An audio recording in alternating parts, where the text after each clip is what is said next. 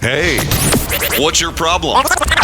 You have business problems? We have business solutions. Yeah. Well, maybe. Life is a fight. It is. In business, every day is a fight. Very true. So, hey, what's your problem? Yes, thank you, John David Wells, as always, the big voice guy. Check him out at the Wells Report on Facebook. Always got to give him a plug and a shout out. This is the What's Your Problem podcast, where we talk to Middle Tennessee business owners and professionals about the one thing, the thing that keeps them up at night. It's always something factor. This is a video and audio podcast. Check us out at whatsyourproblempodcast.com. And like I've been saying, 10,000 downloads on average for each episode this year. That's what we're shooting for. If you know people that want to listen to podcasts like this, maybe you know some California transplants or people moving in or thinking about moving in and they want to be entrepreneurial, not a bad podcast to share. You know, you might as well. I am your host, Jim McCarthy, with JimMcCarthyVoiceovers.com, and it's your show.co, the place that produces all these different shows for so many different people, including this one. And today, a returning guest, Mr. Ed Fox. G'day, g'day. The man that he sponsors this segment with the awkward transition musically. I like it. I like it. It reminds me of like Boogie Nights or something. That would make sense. What is this called again? The Dad Joke Challenge. It is the Dad Joke Challenge, but we're going to mix it up today, right? We are. Okay. Because usually you're the one that records a pod of jokes, and nor my guest or I know what they're going to be. Yep. So which is a lot of trust. I appreciate that. It is. Well, there goes the headset. Sometimes they're grown-tastic. Sometimes they make me laugh. Right. There's really no in between. No. Yeah. I have learned, though, to do the 5, like to lead with a weak one. Yeah. Because it's normally about the third one that it gets you. And those are the warm-up acts. That's right. That's right. Yeah. So we're doing this today. First and foremost, it is brought to you by your company, Tradebank of Nashville. Tradebank is one of those places. It's almost like an alternative economy, if you will. Let's say you've got some things, items that are hanging out on the shelf for a while. Maybe they got some moss growing on them. Things in your service industry. Maybe things are a little slow, and you still need to work. You still need to get keep that forward momentum and stay busy. What if you could trade those things with another Tradebank member? Let's say you need phone system services, or maybe printing services, something of that nature, or maybe you want to take a trip somewhere. Within that network, there's likely somebody you'll be able to find that you could trade with for like pennies on the dollar. Yeah, the miracle. How did I do? You did excellent. Right. I'm glad that we're able to work that out because you're good at this. I got a line today. I'm working with a cold calling coach. Right. Her name's Gail Goodman. She lives out in College Grove. She said, I don't want to travel anymore, so would you just let me help you with your cold calling challenges? I said, absolutely. Can we barter it? Yeah. So she came up with the line, the miracle of barter. Because people have forgotten how to barter. And when you show it to a business owner, a lot of the times they say, it's too good to be true. Right. Yes, it's the miracle that is bartering that we've forgotten how to do. Right. So anyway, we'll get into that. We'll get into that. Well, there you go. We've got, we're doing the Dad Joke Challenge differently. Typically what we do is we tell jokes and see if we can make the other person laugh and score it accordingly, even though we don't keep score. So today you have dad jokes at the ready, always in your mind. And I actually pulled up a bunch over here, which actually went away here. Let me pull this up. They put up a pop-up ad. So there we go. So do you want to start us off? Because you're... Sure. Okay. What is blue and not very heavy? I don't know. Light blue. Ooh, look at that. One for me. That was good. Okay, you ready? Yep. All right. What did the janitor say when he jumped out of the closet? No idea. Supplies. Okay, that's good. Yeah, I like that. I'm an easy laugher, so right. It's not going to be hard. Score is 1-1. Okay.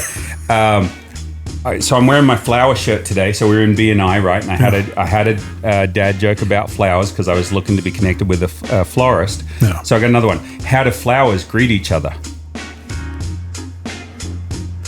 I'm really trying to think, but which you would probably tell by the steam coming out of my ears. I have no idea. Hey, bud, how's it growing? That was. Oh, come on. That is excellent. That was okay. Keegan over here, he's got a smile on his face. He's smirking. He's smirking. So we're going on number 4, right? Okay. Okay. What did the ocean say to the beach? Life's no idea. Nothing. It just waved. Okay. Keegan's nodding his head. He's like, yeah, that wasn't that's bad. good. Okay. Your what do turn. and I've used this term already twice. What do you call a deer with no eyes? No idea. No idea. No, it's not done. It's not done. It's not done? What do you call a deer with no eyes and no legs? No idea. Still no idea. Double laugh. 2 points, right, Keegan? 2 points. Yes. That was a good one. Yeah. He's going down the list looking for one. Looking for one. I only know 25 letters of the alphabet. I don't know why. I've actually think I've heard you give that one on the podcast because I'm going back and listening to all your old podcasts now that it's in reverse order for some reason.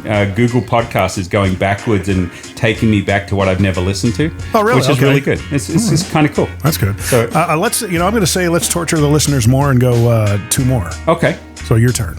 Okay. Oh, yes. Do you hear about the kid that swallowed 6 plastic horses? I didn't. The doctor said he's in stable condition. Oh my gosh. That's funny. Yes. That's pretty good. Have you heard about the chocolate record player? Oh no, I never actually have heard about a chocolate record player. Tell me about it. Sounds pretty sweet. It does sound pretty sweet. Okay, that's pretty good. That's pretty good. So one that I came up with the other day, and it sort of will let you into an insight into how my mind can be a little twisted. Mm-hmm. What do you call a happy cannibalistic warrior that ate his girlfriend? Satisfied? A gladiator. Oh my gosh. Isn't that good? That was pretty good. A gladiator. So do we both get? Oh yeah, I don't know where the score is. Yeah, I think that's just why we don't keep score. We just. It's like whose line is it anyway? So I think I have the final one. Okay. Where do fruits go on vacation? No idea. Paris. Paris. Perfect timing with the music winding down. There you go. Paris. Yeah. Paris. Yeah. Because it's a fruit, pear. Yeah.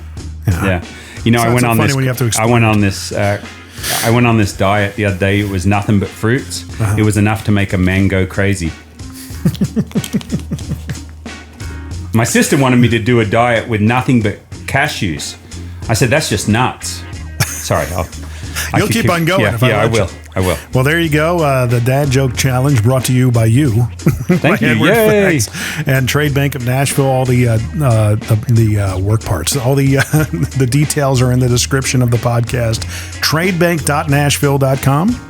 Nashville.tradebank.com. Nashville.tradebank.com. I've been saying tradebanknashville.com. That's okay. They'll find it. Do you have that URL by chance? We're a franchise, so we got told we cannot buy URLs, and I'm a URL junkie. Mm-hmm. So I will do meetings with somebody and say, "What are you talking about? You don't have the domain that is your name." And I'll get on there and look it up, and I'm like, "It's available. Buy it." I do the same thing with people. So corporates told me I've got to stop buying Tradebank-esque domains.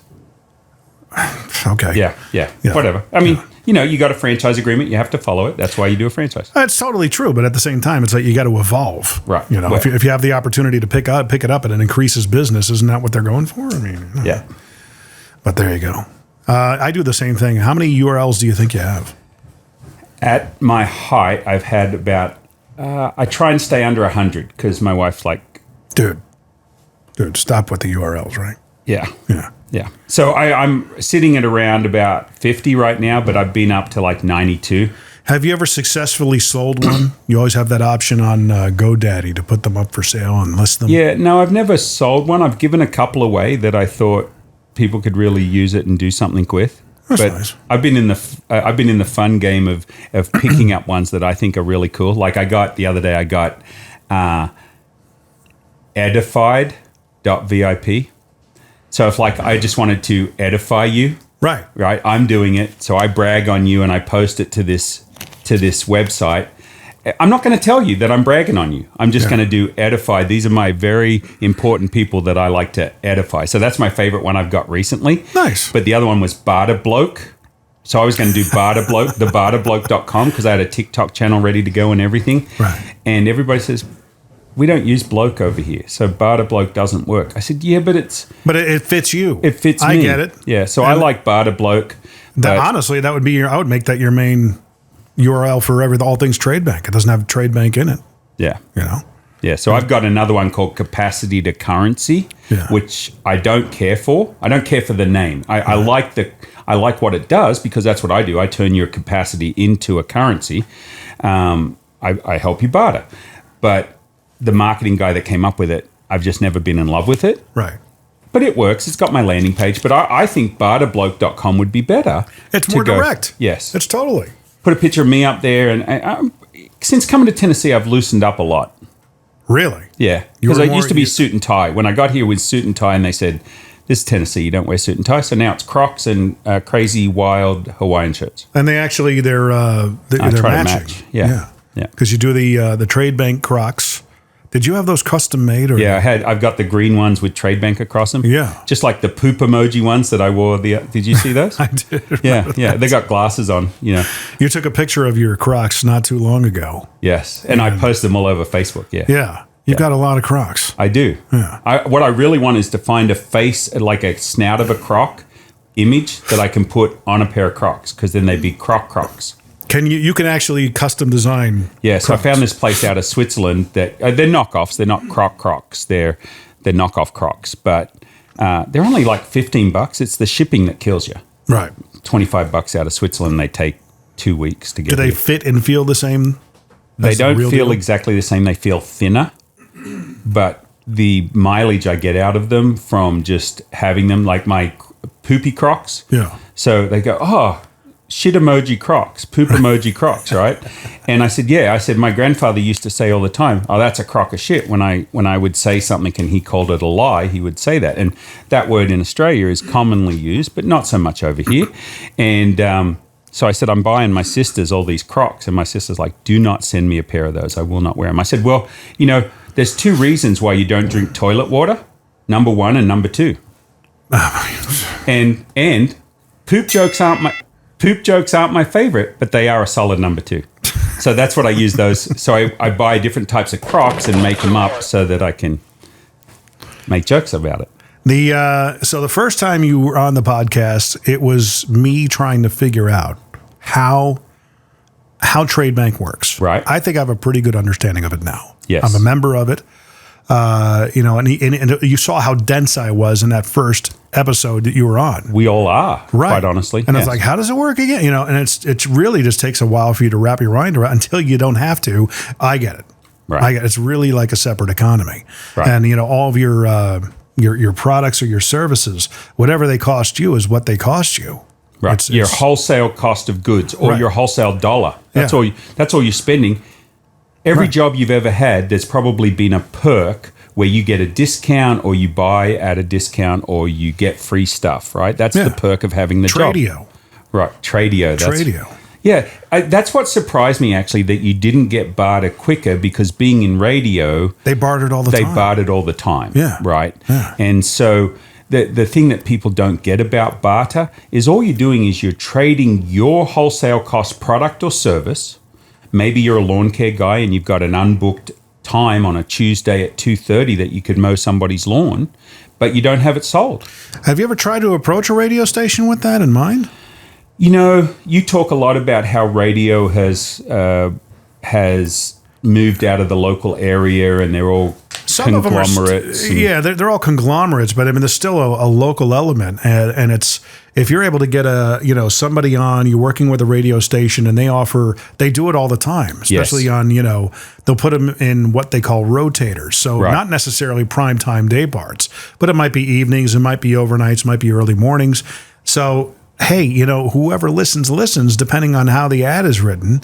is how effective it's going to be. Right. You know, your frequency might still be there, but they just might be in lesser popular day parts. Right. But they're coming in at such a rate to the business owner that it makes sense. Like we were able to do a deal for one of the Franklin companies that's a Tradebank member, One Call Technology, right, that offer voice over IP phone services. Stephen Burton used to be in our group. I remember. We were able to get them 2,000 ads during Yellowstone on Trade.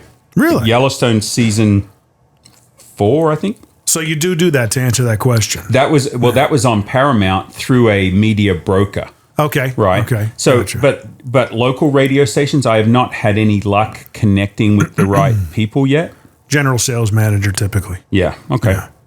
And and it's the thing is that they have the inventory that's not being used. They're more apt to want to use it because not only will that show the Tradebank customer the effectiveness of radio or not, right? And they may be encourage them to just want to keep on advertising through the radio station itself. Exactly.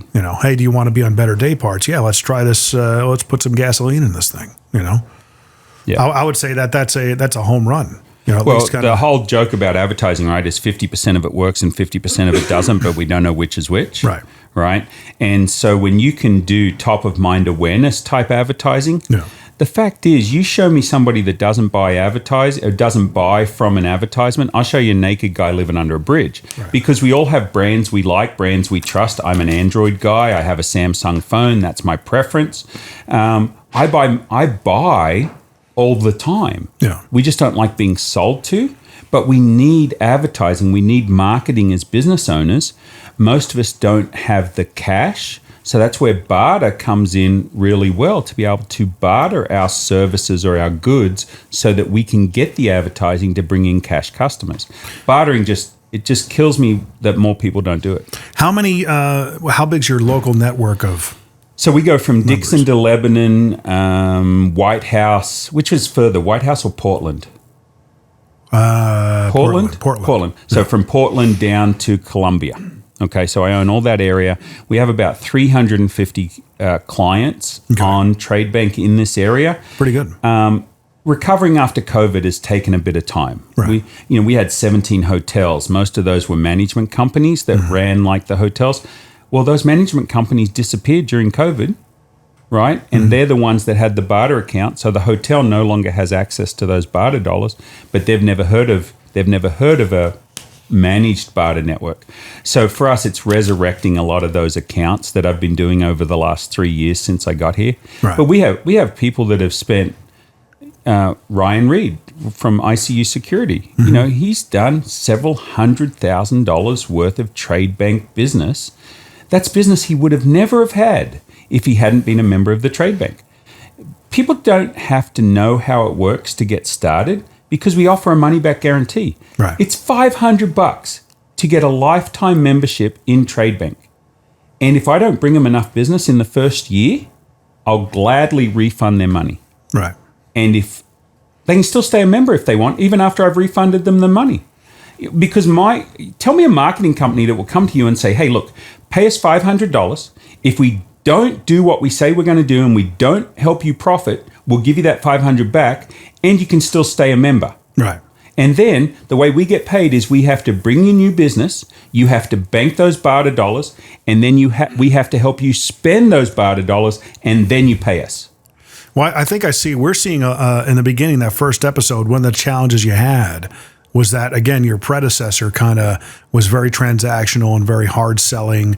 You had to overcome that because a lot of people associated Tradebank with that style of selling. Right. You're not like that. I'm a relationship guy. You're a relationship guy through and through. Yep. I've known you, going on 3 years now? 3 years, yep. So, I mean, it's like, I know that about you. Right. And I think ultimately that, this thing is probably going to start getting some legs, as you That's what we're forward. seeing. Yeah. Yes. And it's amazing because you're in year 3 here in Nashville, right? Yep. Takes 5 years, man. Right. To get a business Well, and off that's the plan, right? So I started my first business at 15. Business isn't new to me. I've bought and sold businesses. I've had them fail. I've had them succeed, right? Mm-hmm. So for me, the plan was I had a sales coach come up to me at a networking event the other day, and she said, Edward, I don't know what you do. I said, okay. She goes, you need to tell people what you do. I said, no. They need to know me, like me, trust me first. So my first 3 years was about building relationships. And you've done a great job with that. Well, thank you. Yeah. Now, if I walk into Keegan's business and I say to him, hey, have you ever bartered before? Has the miracle of bartering been shown to you to how to improve your business? He's like, no. I said, do you know any of these people? Call them for a reference on me, but we need to talk. Right. I now have enough credibility in the market that any of you can say, look, this guy won't steer you wrong. Right. He will tell you if it's not a good fit for you. He will tell you if he wouldn't do it if he owned your business. You should give him a chance. And that's what I've tried to build. And so I told her the first 3 years were about building my credibility and building like, know, and trust. And the next 2 years will be about building the accounts. It's almost like, because one of the things that I'm good at is seeing the outside of the bottle that you're in. Right. And a lot of people have that gifting. I just feel like I'm able to simplify how to describe what it is people do, because it's so difficult when you're inside of it, right? And that has been true. Right. Verbiage, like we say all the time, trade what you have, get what you want without spending cash. Right. And somebody pointed out to me today that, well, none of us use cash. Right. What I mean is without using money. Dollars. But I've been saying cash. So I've changed. Just today, I've decided that I have to change it without using money. Right. Because that will relate better to people. And that's the thing in this day and age, especially with the state of the dollar. I mean, that's another inflation. Aspect. Right. Inflation, where is the dollar? Is it going to be the world reserve currency here in the next couple of years? You've got, Bitcoin that's jockeying for position. We're at a pivot situation in society. The dollar may not be the world reserve currency, and it may become a reality. Okay, right. That's something that's on the table. I always led with the problem, like Mr. Business Owner. If you have things that are languishing on your shelves, or maybe business is a little bit slow, you still want to keep that forward momentum energy and stay busy. Why not just do it in an alternative economy, an alternate economy? Right. So that's what Tradebank really is. Yeah, it's a network within a network. Right. Right. And so we have an active network of members from Charleston, South Carolina. I call it a boutique barter exchange all across the Southeast United States, from Charleston, South Carolina to Memphis and then up to Wichita. Right. About 4,000 members. I own 2 franchises, Nashville, Tennessee, Wichita, Kansas. And we took Wichita to number 2 in the nation, and it was hard work. It took me 7 years to take a guy that bought it in 94, built it up, was getting on 74, 75, and he was tired. And I said, look, this is brilliant. Like, let me buy it. Yeah. He says no. His wife says, bring us the check. And that's how I bought Wichita. But understanding that you can expand your network, even if you're very busy and you don't think bartering would make sense for you, it's hard to retain employees right now. Yeah. So, Jim, if I said to you, and you're looking at my company and another company to go work for, and I said to you, oh, by the way, we're going to do some extra benefits for you. We're going to start giving your wife a certificate for a full-on massage once a month that you don't have to pay for. We've got that VR arcade that does all the video games and VR and pinball. Down here in Spring Hill. Oh, right. Okay. Yeah. So I'm saying, for example, I don't have him on trade yet, but we're going to give your kids a membership to that monthly as one of your benefits. By the way, you and your wife are going to get oil changes for your cars every quarter. I'm giving you a $50 a quarter donut allowance. Oh, and $100 a month gift certificate to take your wife out to dinner. Now, you go compare those benefits to the other company. My regular benefits are still the same: vision, dental, health insurance. But now I can do these crazy things to incentivize my employees to stay or to come work for me. You can't compare that to anybody else.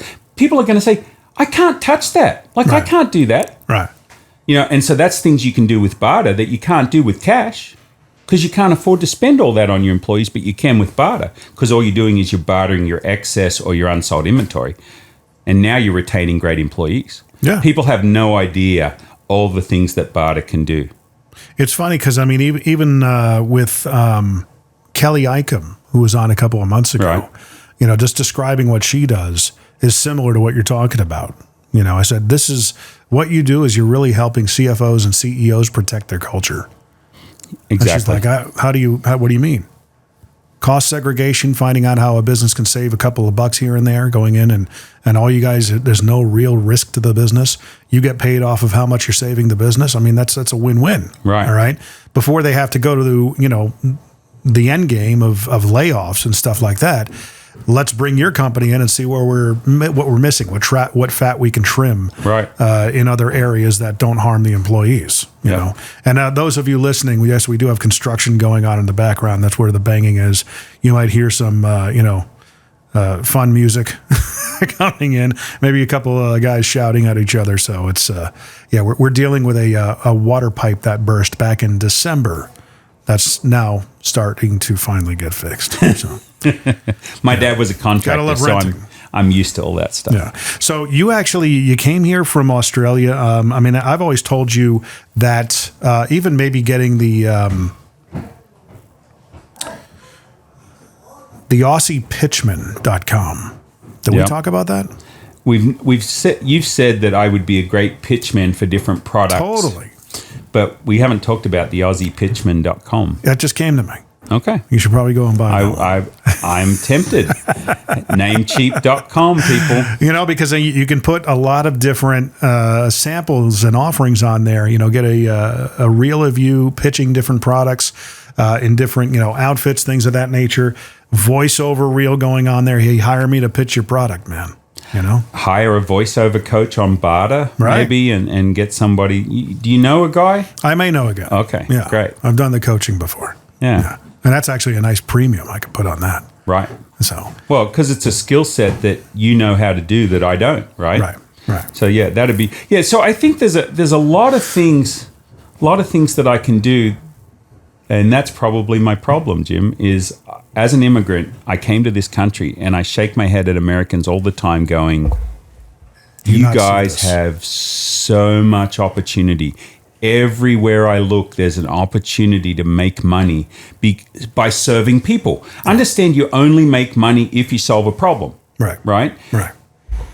I love serving people. Mm-hmm. I love serving people. I love helping people. And I look around, and Americans are telling different Americans that have grown up inside this environment, and they're saying, "Oh man, I can't make any money. Like I can't." Dude, they don't know what they have. Yeah, it's all over the place. So I say Australian by birth, American by choice. You've seen me. I wear the American flag shirt. I wear the American flag Crocs. You're as patriotic as it gets, man. Yeah. During Memorial Day, I walked into a donut shop looking for some red, white, and blue donuts I was going to take to my client. Mm-hmm. He didn't have any red, white, and blue donuts. I said, that's totally unpatriotic. You're always looking for a way to find the donut. You're creative. That's not a bad thing. I mean, it's... it's not. I'm not going to say at your age, but I mean, I hope to have the same kind of mindset and creativity when I get to that age. Because you're not too much older. I'm 55. Oh, you're not too much older. Yeah, you're 8 years on me. Yeah, 7 years. Whatever. And I feel like a 12-year-old. Right. So anyway, back to the point.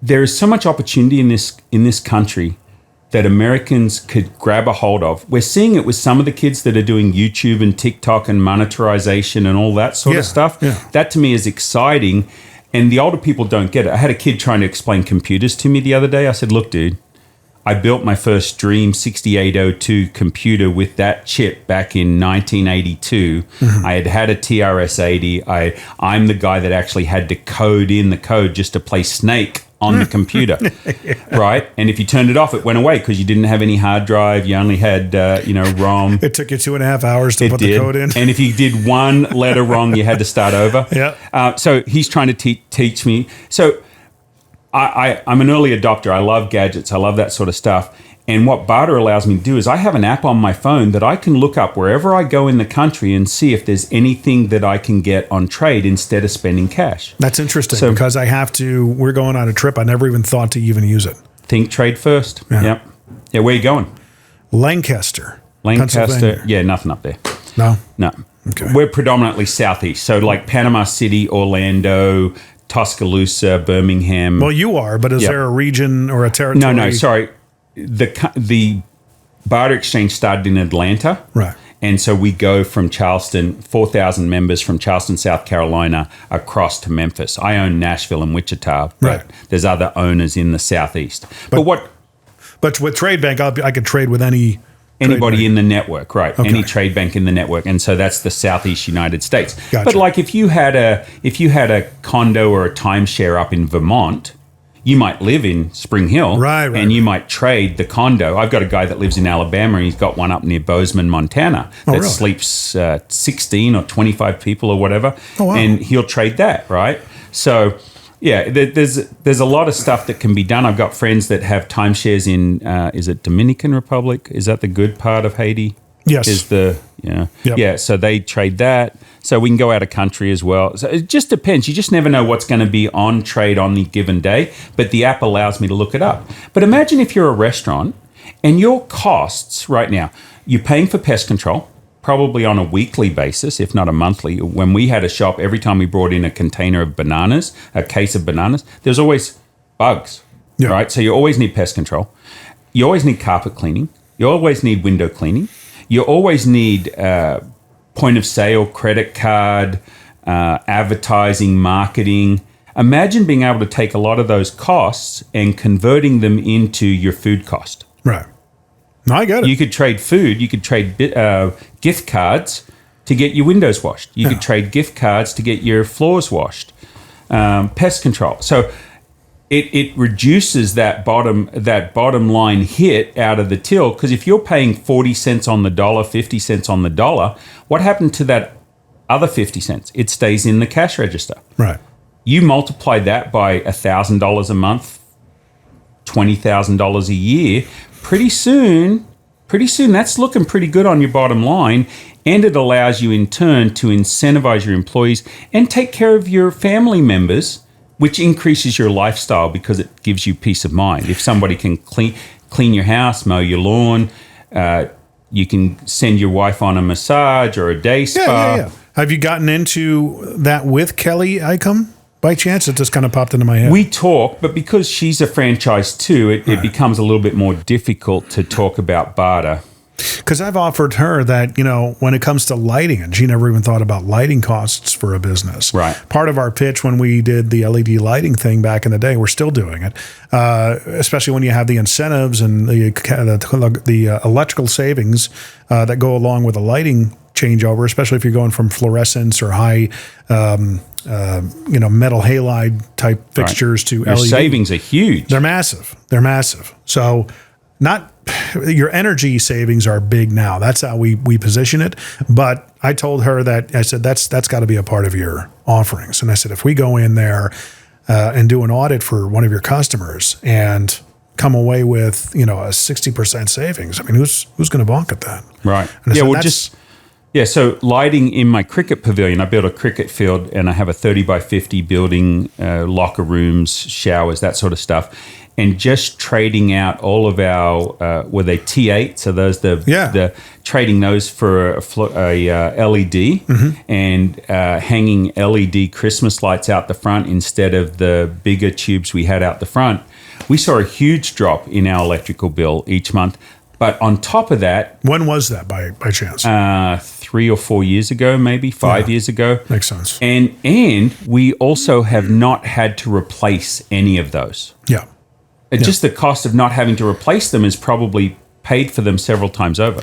We're in the time of society where LED, it's not, if, it's when. Right. There's still a lot of opportunity out there for converting people over to LED just in time for the next technology to come along. That's even better. Right. So, I mean, it's a good business to be in. We're more in the colored lighting space with J squared and magnitude lighting and things of that nature. So it's an interesting business for sure. Because, I mean, we never thought the vertical that took off was a thing. Right. The car washes. I mean, they all just want color. I love those lights. I love what you've done with that. And it makes it an experience for kids going through the car wash. And it becomes entertainment as well. Yep. And it's marketing. Right. Then you combine that with the colored soap that they now use in a lot of car washes with the lights that you're putting in. Actually, contrary to that, because they were using colored soap up until we were able to put a light on top of white soap and make it whatever color they want. Okay, so that saves them money too. That does. Wow. And the chemicals. We've got a light fixture we specially designed that you can pour water over it. And chemicals and soap and all that stuff. It's all high, harsh environment lighting. Look at you. You need to come on to Nashville 2 podcast. You know, I've got we're doing that today, aren't we? I've got a great intro. Yeah, oh, that's true too. I've got a great intro guy that does my intro on that too. Oh, good. Yeah, I've probably never heard of him. So getting back to you being a pitch man. Yes. You know, that's just something it's like, my gosh. I mean, sell me. Sell you on it? No. Sell everybody else on me. That'd be great. Right. I'll do it in a heartbeat. I love talking about other people. Right. You're articulate. You're clear. You're a lot more articulate, I think, than I am. I don't know. Stammer a lot. Well, that's your authenticity. Yeah, I guess. So, I mean, I really go into these podcast episodes with no plan. Well, I know we got to do the dad joke challenge, and we start talking. Well, you've seen my podcast. I'm the same way. It's just conversational. People freak out about coming on a podcast. I said, look, we're just going to have a conversation that's recorded. It's so crazy how nervous people get. Yeah. Especially, I just don't know what I'm going to say, and don't worry about it. Just sit down, hang out. That's why I put the features in the beginning, either the random 5 or dad joke challenges to loosen people up. Let's have some fun. Yeah. And hopefully it appeals to the listeners that it's a different kind of podcast, even though it's business based. We want to keep it fun. Right. It's got to be entertaining. I can listen to you more than any other podcast I listen to. Really? And my wife will listen to you. Really? Because we can just drive along and you're having a conversation, like we're sitting at the dinner table with you having a conversation, or we're sitting at a coffee shop having a conversation. We might not be talking, but we don't feel like we're left out of the conversation. Right. It's like flying a wall. Yeah. Zach Hurd I'm listening to right now. You did back in 2022. Yep. And man, I'm enjoying, I feel like I'm right there, sitting there with you guys, and you drop so many nuggets. Actually, I made a post about you, I don't know if you've seen it yet, on LinkedIn, saying that just the nuggets that you drop, that you wouldn't think about, I'm going to listen to this and I'm going to get these nuggets of information. As a business owner, everybody should be listening to you, because you just drop a wealth of nuggets just in regular conversation that help me. Occasionally, I know a thing or two. There you go. Isn't that funny? You've seen a thing? Yeah. There's some company that does that. My head's getting bigger by the minute. Right. Well, you're doing the same to me as a pitchman. So, what companies out there would you target for me to pitch for them? I think you are not different than a Billy Mays. Okay. I mean, and he kind of was the guy who led the way. Then you had Lance. His partner. Lance Offer, or gosh, the English guy. No, he did ShamWow or after Billy Mays did. Okay. ShamWow, I think it was called. Billy Mays did ShamWow, so he did it after Billy Mays. I bought the Slap Chop. They sold me on the Slap Chop, the grater, but wait, there's more. Vince Offer. That was his name. He sold me on that. Yeah. Yeah, and he says, you got these set of knives. I think he riffed or ad-libbed the throwing him over his shoulder or something. He was just a character, right? And that's what it takes. Is HSN or QVC, are they still around? I think so. Yeah. So are they? A friend of mine in worked Nashville? For them. Okay. I don't know. I think they're out of Knoxville. Okay, I'll drive up to Knoxville. Yeah. Could you imagine me on? You need to get your reel. Okay. This is something. Okay, let's do a reel. Anybody that, locally just needs a spokesperson. I mean, the troubling thing about it is that now AI is starting to become a little bit more prevalent. Mm-hmm. So when you have AI that's kind of doing that, you got to be able to sell around that, because people like the, you can get these AI avatars, which are, they're a little bit too buttoned up for me. So you need that personality, and I'm not sure. That authenticness that I bring to the picture. And the Australian, I was sitting in Panera down in Spring Hill just a little while ago before I headed here. Yeah. And the ladies 2 booths away, they're like, oh, we love listening to your accent. Right.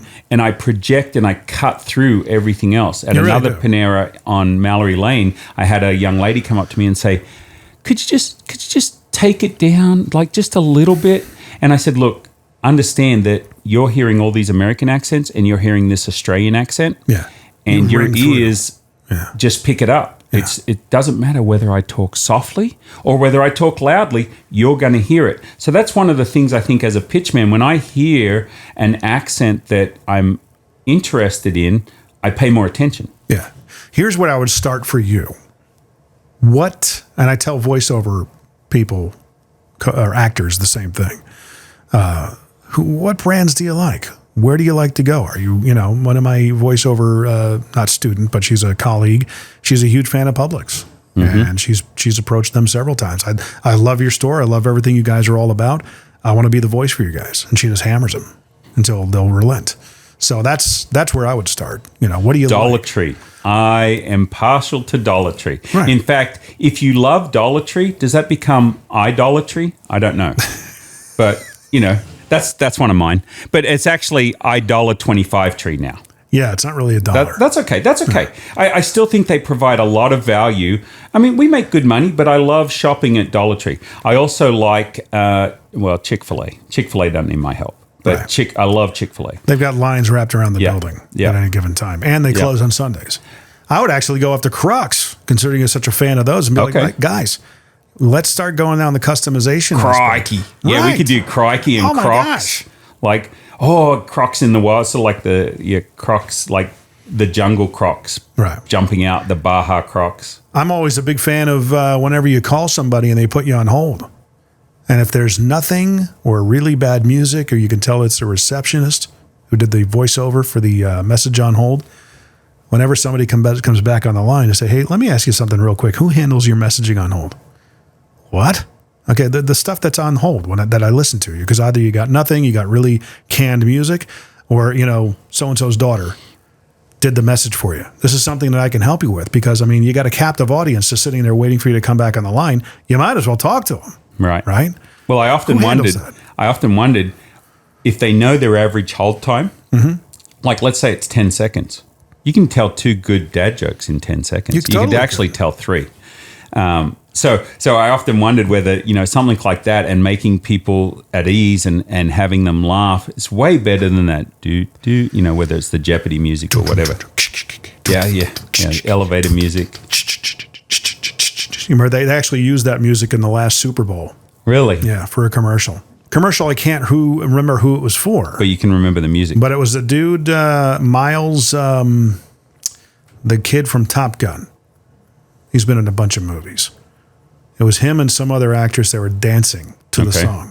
And it was for some brand that I can't recall, but very memorable. Right. Unfortunately, not for the brand who paid for the advertising, but it happens all the time. Yeah, I'd love to pitch for people. There used to be a guy in the car business in the 90s when I moved over here, and I'm sitting in Wichita, and he comes on. It's Tom Park for whatever Ford dealership it was. Yep.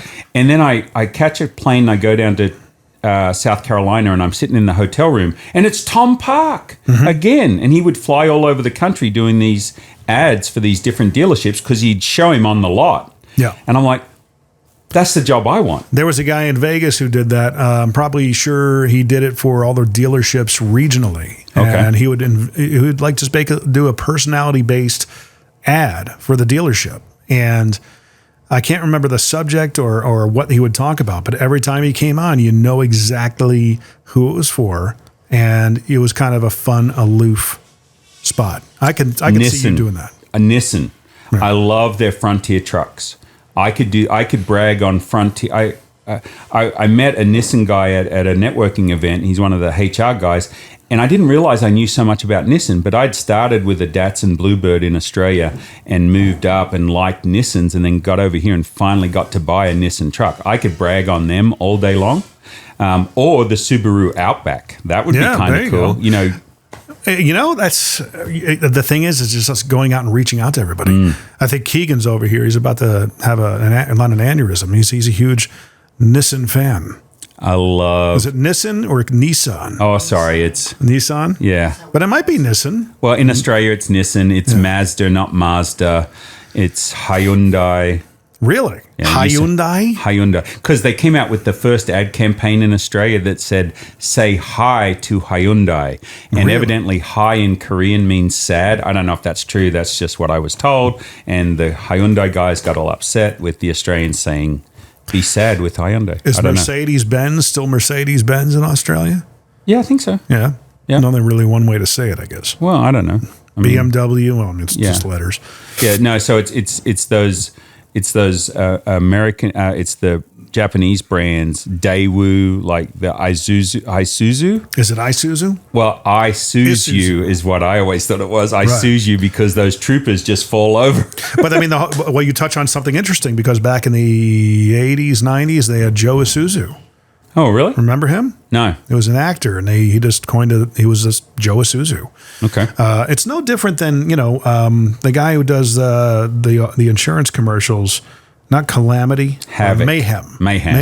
Yeah, Okay. I love those ads. Yeah, they're great. That's all you're doing. Yeah. I mean, you can easily go to some sort of a local dealership and pitch yourself as being their guy. Easily. Especially a Subaru dealer. Right. And if I'd love to do the Subaru Outback. Crikey, if you haven't driven an Outback lately, no, we can't say driven lately or something, but we can, voice that. Who had that position? Have you driven a Ford lately? Yeah, I don't know. Ford had that back in the 80s, I remember. You're a big marketing guy, right? You know a lot about marketing. I want to do a marketing panel on Zoom where we all talk about the different campaigns of marketing that we've really enjoyed or stuck with us.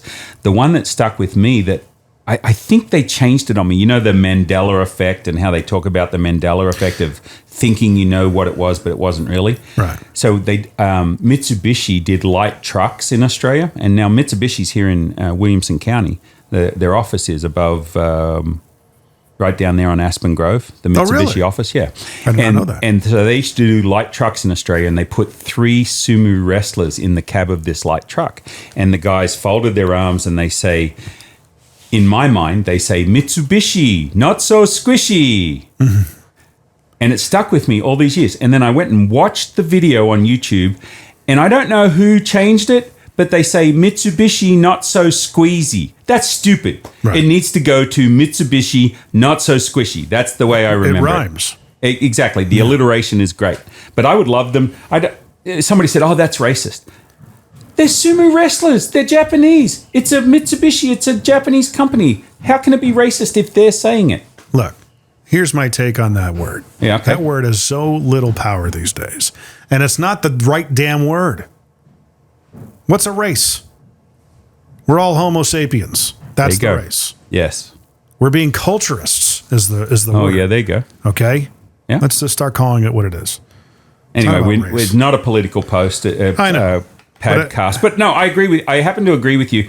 I coach a lot of immigrant kids about business. Yeah. And I coach a lot of African-American kids about business. And my heart goes out to these kids that haven't grown up around an entrepreneurial mindset, right, but have one themselves. Yeah.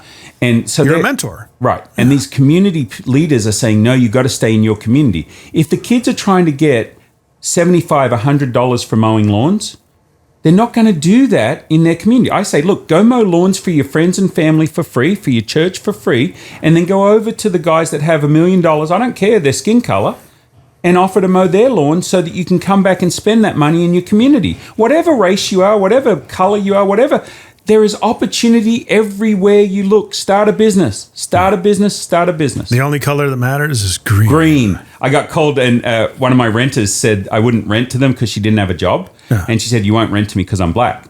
I said, no, I'm only interested in green. Mm-hmm. If you have green, you can rent. If you don't have green, you can't rent. And so she called HUD or whoever does that stuff. And I said, well, here's my 3 tenants that are currently in my houses. They all happen to be African-American. So just go ahead and call them and see. And they're like, oh, no, he's a great landlord. We only have to wait like 5 seconds, and he comes and fixes our boasted pipes and fixes everything. I know that's a sore spot with you, but, and she called me up because I started laughing. She says, it's not a laughing matter. I said, it is a laughing matter because I don't care what that person looks like or who they are. I care, are they going to take care of my property, and do they have the money to pay for it? Right. And I'm going to be a great landlord. I already know that. They're not going to want for anything. So she goes, it's not a laughing matter. So anyway, it's all about mindset, right? We as people in B&I, we're taught this giver's gain mentality.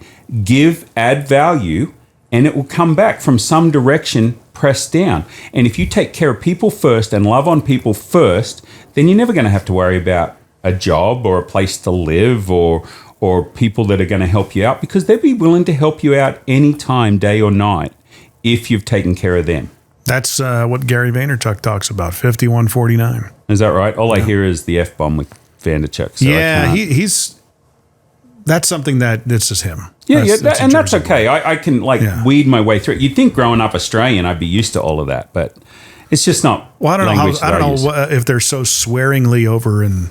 Oh, yes. I've never been. Oh, really? Listen to Aussie Man Reviews. You will get. He is very Australian. It sounds like Keegan. It sounds like it's not really like Australia is becoming a place that I'm not sure if I want to visit. Concentration camp Australia is what I like to call it.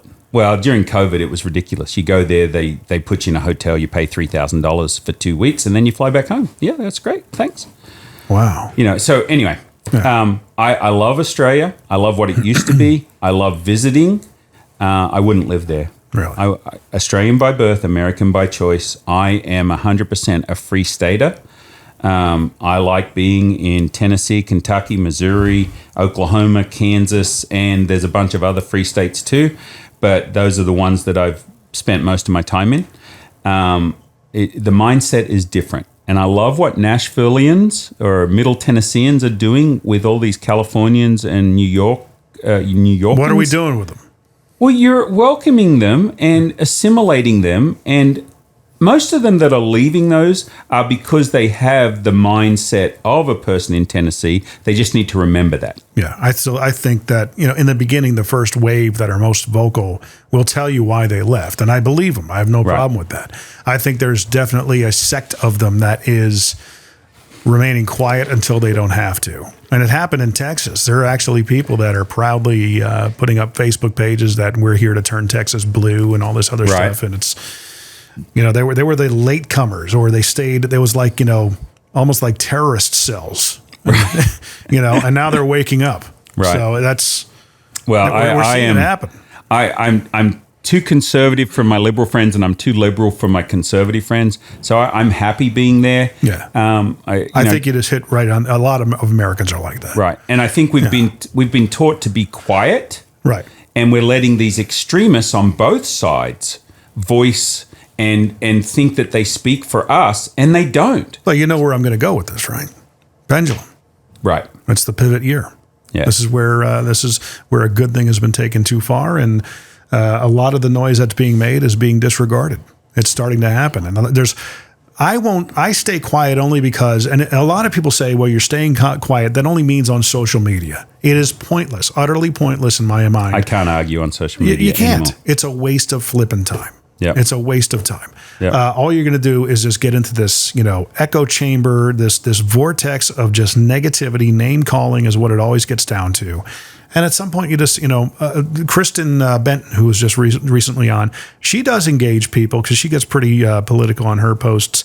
But a lot of them happen in the DMs that she gets. Right. And she says, I just treat it logically. I take all the emotion out.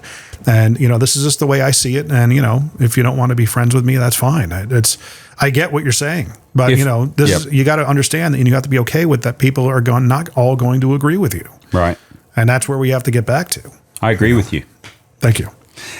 So for me, I teach people to say, if you cannot say anything nice, right? We don't say anything at all. We're taught that in kindergarten. So the answer is, if you say something that I absolutely don't agree with, but I know I'm not going to change your mind, wow, that's interesting. Yeah. I never thought about that. Let me think about it. Yeah. Or, wow, that's amazing, right? That's not negative or positive about what you said. Oh, wow. Did you hear about this? Oh, wow, that's amazing.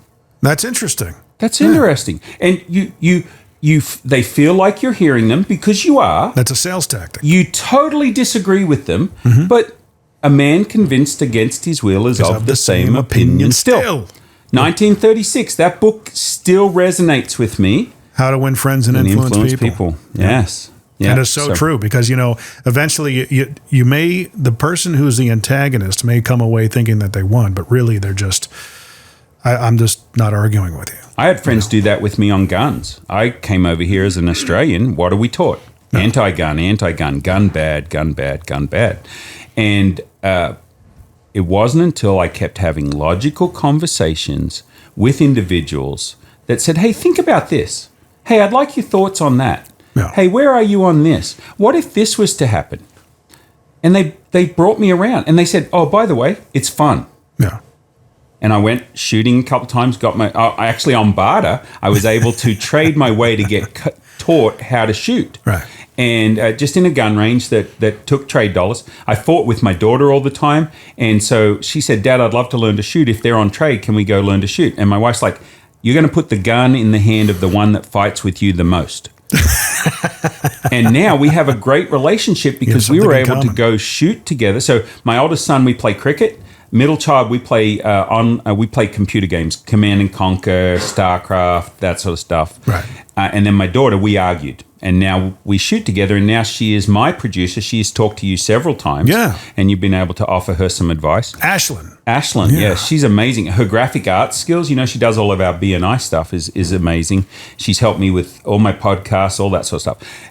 We have a great relationship now because of what I was able to do and learn from other friends that, you know what you think you know and what you know are two different things. And they got me with logic. They said, learn how to make a gun safe. If you found a gun sitting on the ground, are you going to be scared of it? Are you going to not want to touch it? Or could you pick it up, make it safe, and make sure that people around you were safe? Again, I love helping people. Yeah. I'm like, well, yeah, that makes sense. I want to make sure it's safe. We were taught it was the triangle of the gun. Like, what's that mean? Without a human, it's useless. Without a magazine, it's useless. Without ammunition, it's useless. Well, I think that was the triangle they I've never heard that. Yeah, that's good too. Yeah. It really doesn't do anything without. Yeah, the 4 rules for me when they gave me the card with like the 4 rules, the gun's always loaded, never point it at something you don't want to shoot, and always consider what's behind your target. And I blank on the 4th one. Yeah, I can't remember. My wife and I went shooting on Valentine's Day. We thoroughly enjoyed it, but we got to get back to doing it. Yeah, yeah, that's it too. First time she's ever shot. Right. Yeah. Right. Yeah. And my wife, she grew up with guns all around her. When we first met and we got married and we're staying at her folks' house, she pulls open the cupboard door and there's like 40 rifles. Yeah. And then she pulls open the bottom chest of drawers and there's like 7 shotguns. And then she opens up the bedside table and there's like 6 pistols in their thing. And then he's got his cowboy strap on, like cowboy gunfighter thing. Yeah. That's the one I wanted to try on. Gunslinger's belt. Yeah, the gunslinger's belt. Yeah. I said, what are they afraid of? She said, nothing. It's like opening the silverware drawer. Right. I'm like, I'm scared. Like, I don't think I can go to sleep. I need a fork or a Glock. Yeah. She said, they're not going to jump out and shoot you, but I had no idea, right? Like, I just didn't know. I was ignorant. To somebody who doesn't see that kind of thing every day, yeah, they're a little bit off-putting. They jar you. Yes. Because they got that carbon look to them, matte look. Scary and black. They're scary looked. Yeah. I got a little 22, like the Ruger 1022, that's just great for plinking cans and just doing Squirrels, stuff, and it's fun. Rabbits. Well, I'm not a big fan of shooting like live things, although there was a cardinal that kept banging into my window that I tried to take out with a pellet gun, but he finally got the point. I did the owls. I did everything I could, like non-lethal, to get rid of him. And then I took out the air rifle. I can't remember. I don't think I ever got him. Well, I think you may hear about that in the afterlife. That's okay. Yeah, because I think cardinals are basically deceased loved ones' souls that are trying to come back and see us. That's I didn't get him anyway, so I don't. So I'm safe. I'm there. So when that time comes, someone's gonna be like, "Dude, right? Yeah, what are you doing? I was trying to get your attention that day, and you're firing at me. What the hell?" So with that being said, I'll fire this off, even though we kind of addressed it. What is your problem? We talked about being a pitch man. How do you get your name out there doing that? I think we addressed that. Anything else? So much opportunity. Like, I need a restaurant or a coffee shop. I just need one between Spring Hill. Actually, I'd like it in Cool Springs, Franklin. If you know somebody how do I get to a restaurant owner or a coffee shop owner? I just need one on trade so I can show them how good it is, and then that's where I can meet all my clients for breakfast, lunch, or dinner. A pancake restaurant or a coffee shop would be great. And a local is preferred. Well, where yeah, they can because make how the do you talk to a decisions. corporate? You can't talk to an IHOP guy unless they're the local owner. Yeah. So this is my biggest problem with growing my business in the Nashville market. Yeah. In Wichita, there's a lot of independent restaurant owners. In Nashville, because your real estate costs are so high, you have these restaurant owner groups, right? There'll be like 7 partners that have to make a decision on getting on Barter. Well, that's never going to happen. Right. So I need the mom and pops, the mom and pop coffee shops, the mom and pop pancake restaurants, the mom and pop Mexican restaurants. I need those 4.5 or better Google reviewed businesses that are locally owned. Mom and pop Mexican restaurants shouldn't be an issue. Well, language is the issue there. Oh, is it? Yeah. Okay. Well, you heard them. Yeah. What's Your Problem podcast army? That's the first time I've said that on this podcast. Say that again. What's Your Problem podcast army? Okay. But I don't think I have an army yet. Okay. So Well, that's, you definitely have a following. a little bit. It's growing, and, Yes. and it's similar to a business. It's going to take about 5 years. I tell all my clients that are onboarding for podcasting, be prepared. It's a little bit of a grind. It's unless no it different takes than off. any other business. 5 years. Sometimes it can take off quickly, Right. depending on the topic. I mean, Well, if you're more controversial, right? And you're not very controversial. not too much. I mean, with this podcast, I've been a little bit open with my thoughts and views on things. Kristen's podcast, because of the nature of what she does and what she believes, very transparent. But a lot of that is just, we had a podcast going called Capes and Hammers a while back. And Okay. it was talking about Marvel and Yep. DC. That one, and then with 11 episodes that we did, one of the episodes, I think, in a month got almost 900 downloads. Oh, did you say something that was incorrect about the canon? It's just a lot. Well, no, it's just the 3 guys or the 2 guys that I did it with, we had an issue with the previous situation, and that all kind of went away, and it just ceased. I just didn't Right. have the energy or the time to put into it. Right. Maybe someday we'll get it back going on, because it's worthwhile. There's a lot of people that love hearing about that stuff, that want to chime in. I mean, there are people who love Marvel, love talking about it. Do you think there's anything in the podcast realm that you're seeing that there isn't a podcast on? Surely, if you have an interest, there's a podcast on it, right? Pretty much. Yeah. I'm trying to, I've got opinions on things. I don't want to be controversial. I want to be a connector, a bridge builder. Positive. Positive. Yeah, I'm doing this business elevator. So I'm calling it Elevate, ELEV8.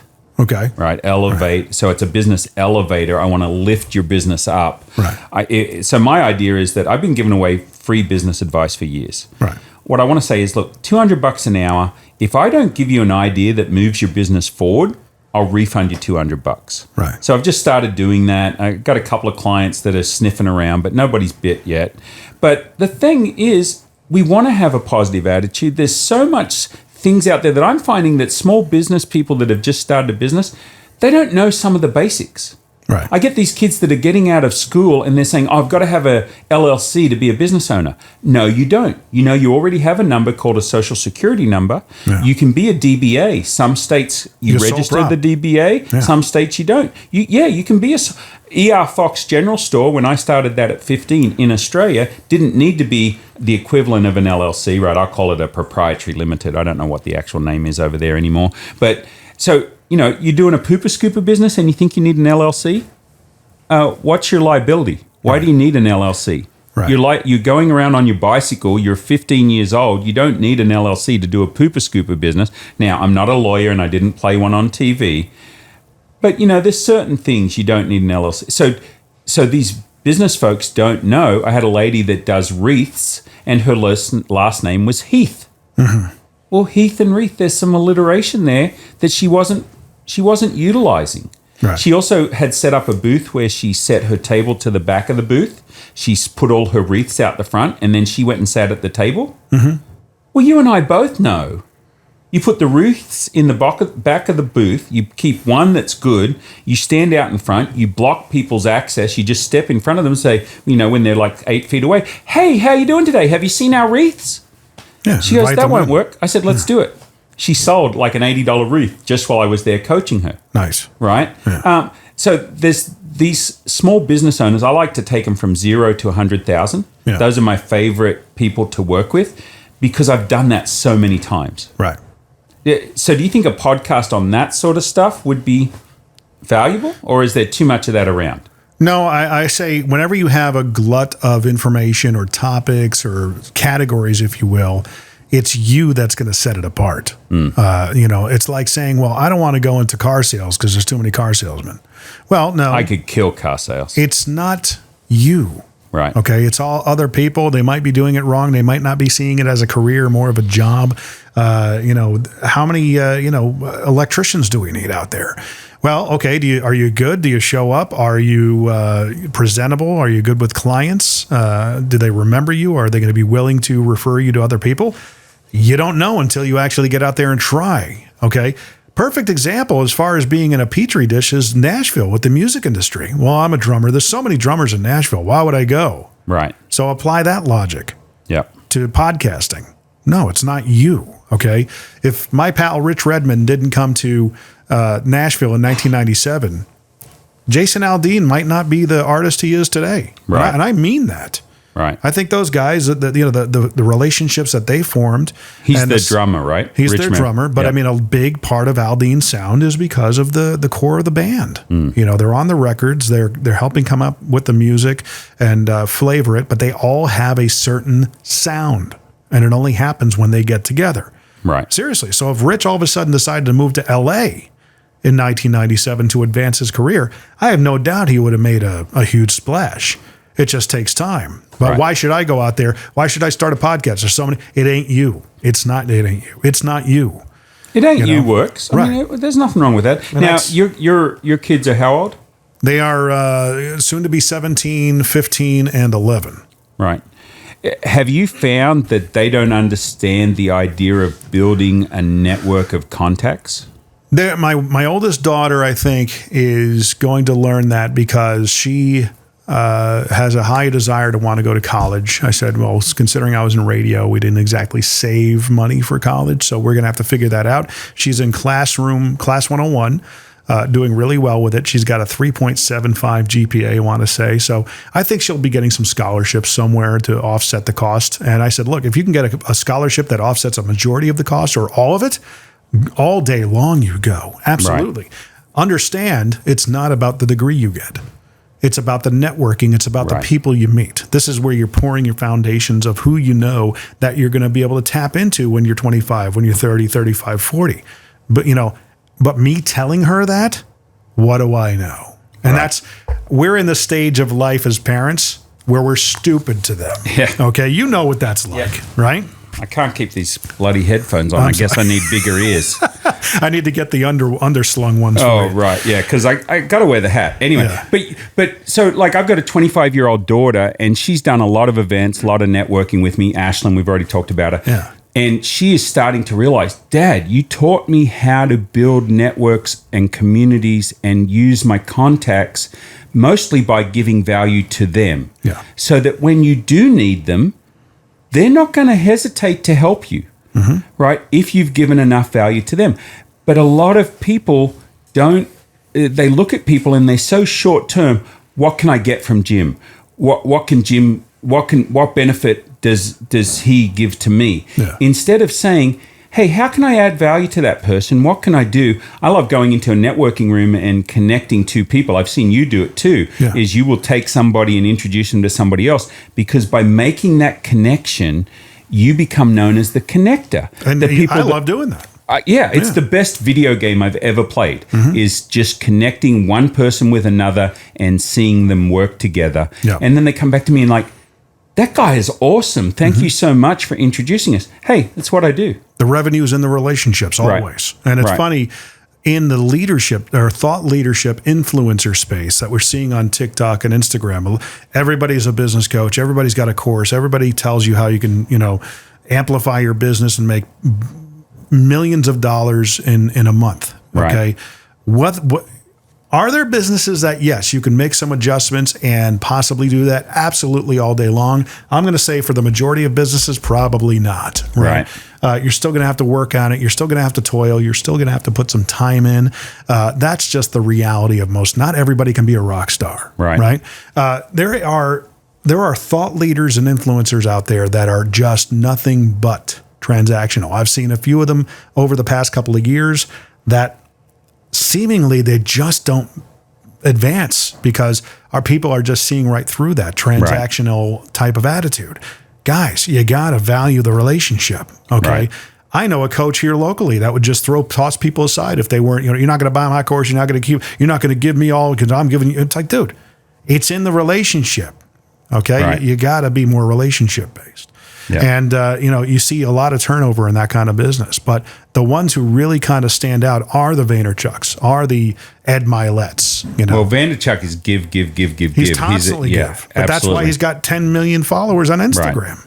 Right. A lot of these other guys, Cardone, he's got 4 million. It's nothing to balk at. Right. But Cardone's extremely transactional. I have 3. You 3 followers? My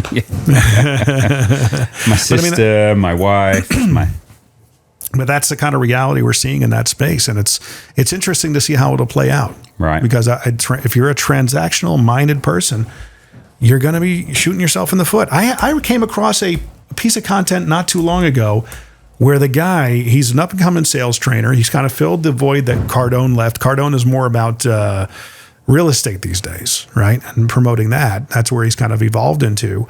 But he was the leading guy and probably one of the best salespeople out there for the longest time. And dominated that space. So this guy kind of came in and filled that void.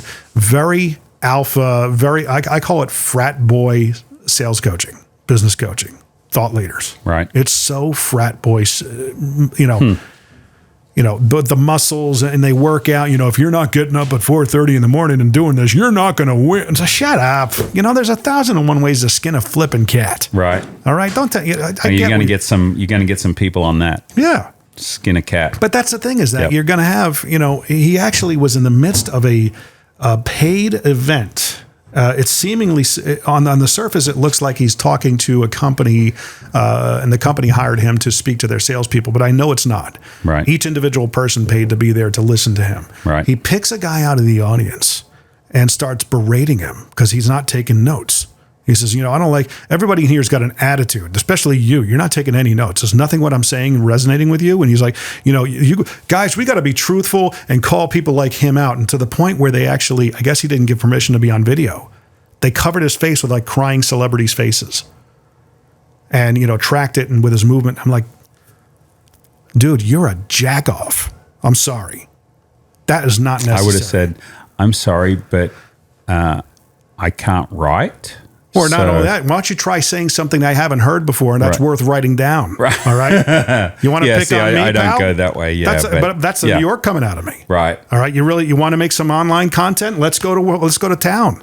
All right, because you're doing it for the camera. Right. And it's like and then you better include that camera guy. You're doing all this for social media. You're trying to be shocking. I get it. Right. But you know what? When you treat people like that, because I've been in sales situations like that where the managers would come in and just publicly humiliate I think someone. of car sales managers like that. A lot of transactional sales organizations, whether it's insurance, door to door, solar, car sales, power sports, all that stuff. You are going to be a victim of the culture you create or a benefactor. All right, you are. It's not that hard to think about. There's no reason to berate somebody in public. None. Right. None. I'm 100% with you. Okay, because look, praise in public, criticize in private. Yeah. Behind closed doors.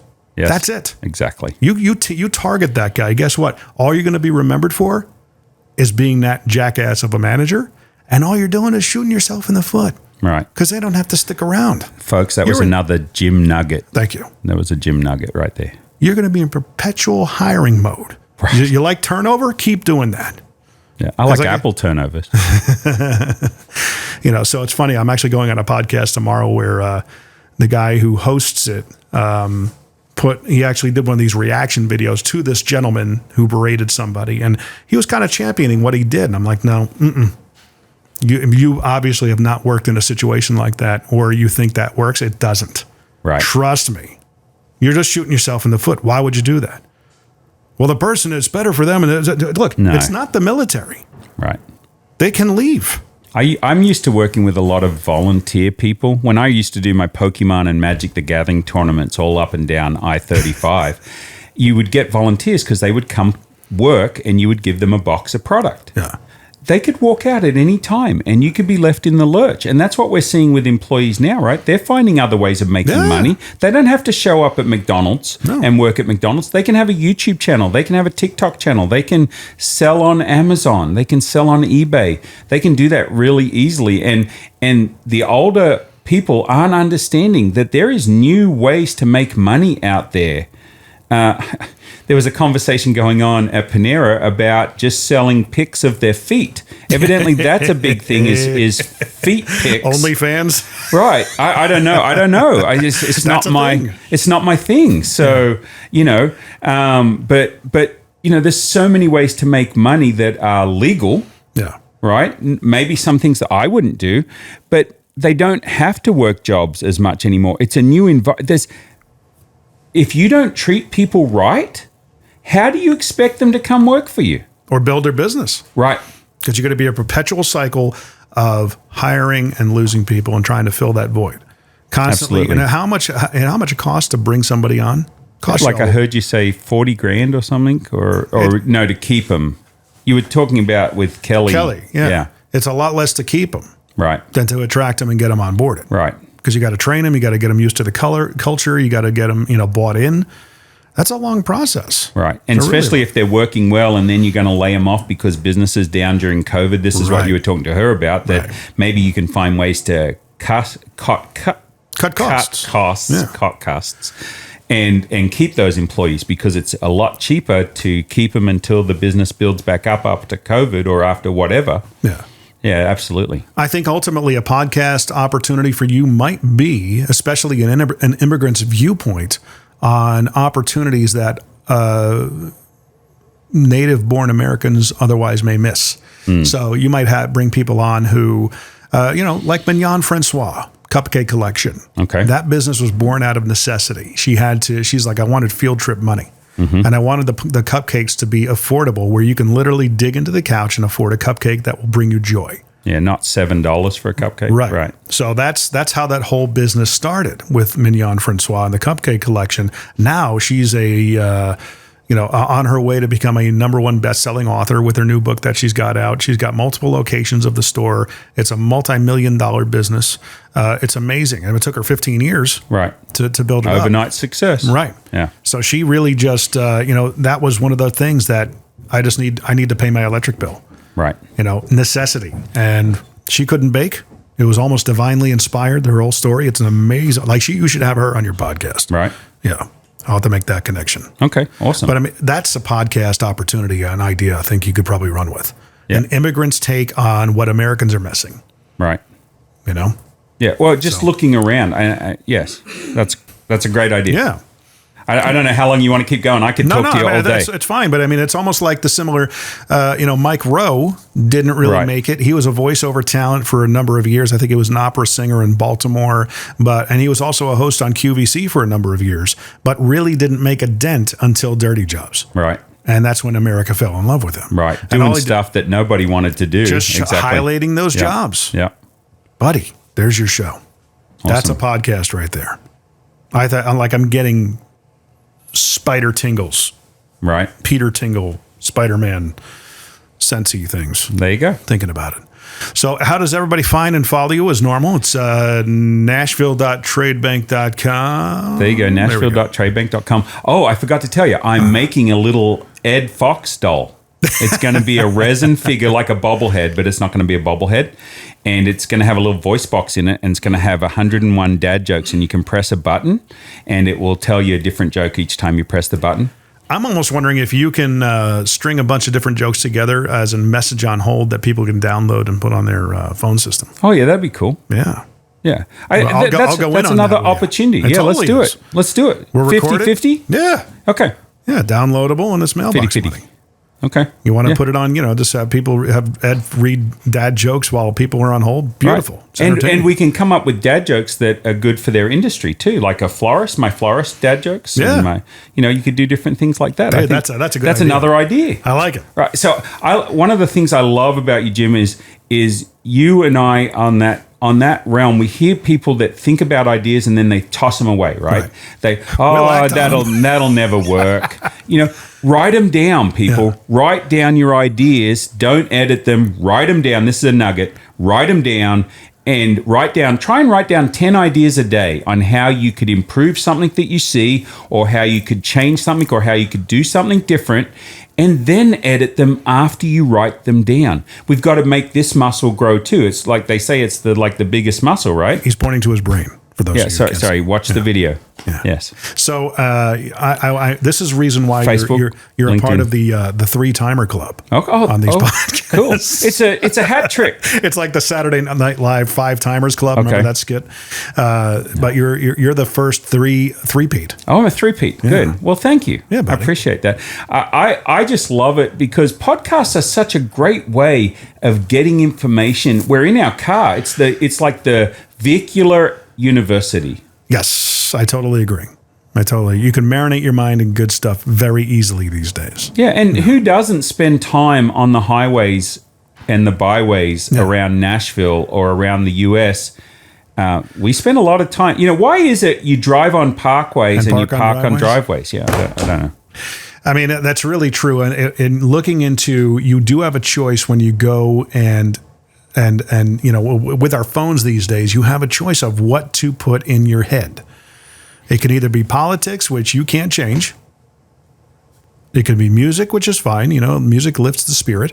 Or you can educate yourself. And, what I used to uplift, positive. Marinate your mind in good things. Yep. And good stuff. And most of them now, when you get into the car and the Bluetooth clicks on, the podcast just automatically starts. Yep. So if you have your queue built, do you call it queue? Yeah, playlist, whatever. Queue. Okay, I get your ways. Well, Australia English is queue. You queue up. Right. Here you line up. Right. So you line up on your podcast, and it just automatically plays. And so right now, I told you I'm playing yours in reverse order. Look at the ones that didn't play. That you missed. Yeah. Very good, man. So all the details for Mr. Ed Fox are in the description of the podcast. Please look into him and check him out and all that fun stuff. Of course, what'syourproblempodcast.com. 10,000 average downloads is what we're going for per episode. Please subscribe, like, rate, share, review, all that fun stuff. If there's anything that we're missing, reach out again at that website, what'syourproblempodcast.com. Ed Fox, always a pleasure, my friend. Thank you, sir. Thank you.